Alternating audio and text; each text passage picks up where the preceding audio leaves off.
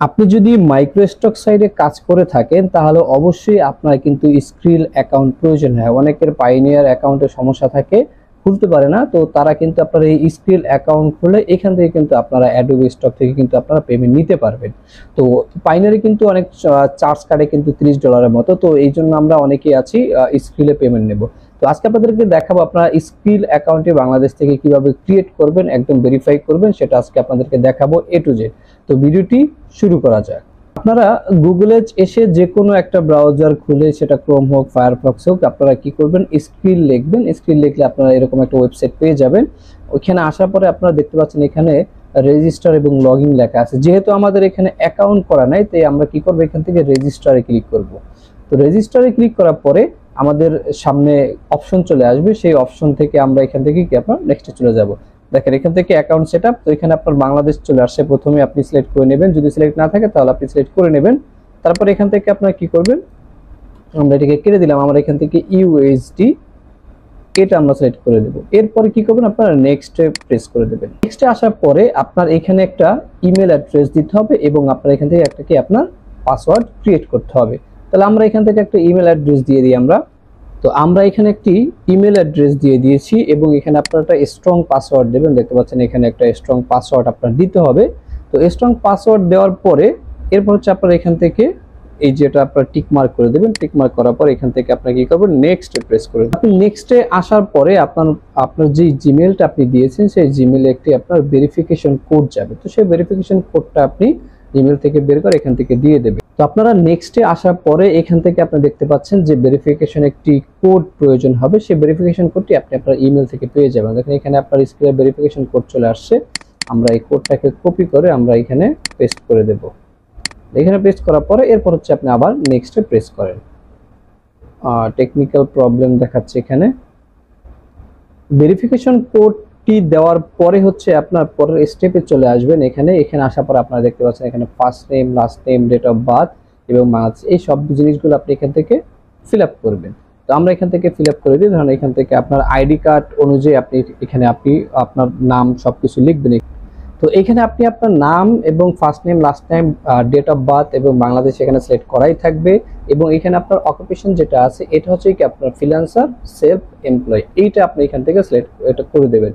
এরপর হচ্ছে আপনি এখান থেকে নেক্সটে চলে যাবেন। এখানে আপনার যে অ্যাড্রেস আছে সেই অ্যাড্রেসটা আপনি এখান থেকে টাইপ করে দেবেন। আপনার যে অ্যাড্রেস আছে সেই অ্যাড্রেসটা কিন্তু আপনি এখান থেকে দেবেন, আপনার আইডি কার্ডের যে অ্যাড্রেসটা আছে। তো আমরা এখান থেকে আমার আইডি কার্ড মতো যে অ্যাড্রেসটা আছে সেই অ্যাড্রেসটা আপনার এখান থেকে দিয়ে দিলাম।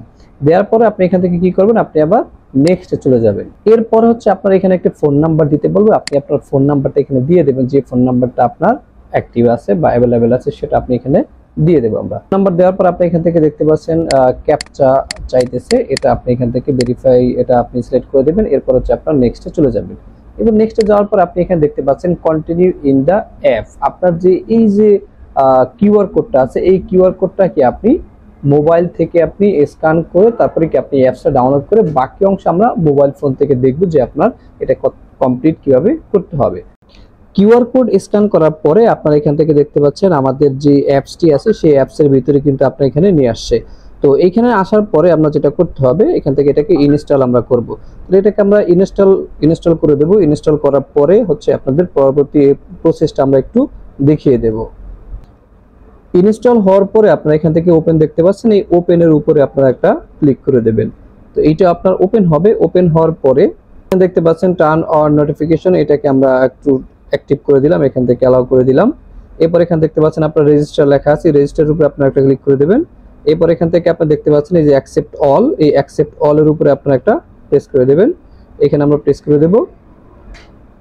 এবার দেখতে পাচ্ছেন এখানে যে আপনার যে ফোন নাম্বার, এখানে আমরা ফোন নাম্বার দিতে আমরা এখান থেকে কোডটাকে আমরা সিলেক্ট করে নেব। আমাদের বাংলাদেশ যে কোড আছে এই কোডটা আপনারা সিলেক্ট করে নেবেন।